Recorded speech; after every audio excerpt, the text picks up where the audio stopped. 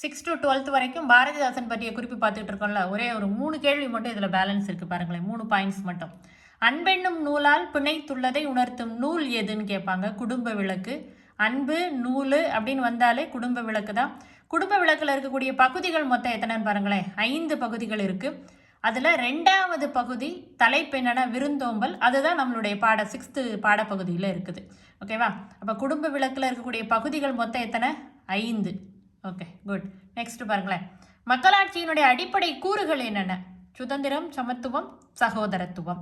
மக்களாட்சி சிந்தனையை பரப்பியதில் இலக்கியத்திற்கு பெரும் பங்கு உண்டு. மக்கள் மத்தியில் போய் எல்லா விஷயத்தையும் கொண்டு போகணும் அப்படின்னு நினச்சவங்க எல்லாருமே என்ன பண்ணாங்கன்னா, ஒரு பாடலாகவோ இல்லை கதையாகவோ எழுதி நூலாக என்ன செஞ்சாங்க, வெளியிட்டாங்க. பெண் எனில் பேதை என்ற எண்ணம் இந்நாட்டில் இருக்கும் வரைக்கும் உருப்படல் என்பது சரிப்படாது. இது யாருடைய வரிகள்னா பாரதிதாசனுடைய வரிகள். இப்போ பெண், பேதை, உருப்படல் சரிப்படாது. பேதைங்கன்னு யாருமே என்ன செய்யாத, நினைக்காதன்றார். இந்நாட்டில் இருக்கும் வரை உருப்படல் என்பது சரிப்படாது. ஆக பெண் கல்வி, பெண்கள் பற்றின விஷயங்கள் எல்லாத்தையுமே பாரதிதாசன் ரொம்ப அழகாகவே அவருடைய நூல்களில் கொடுத்துருப்பாரு.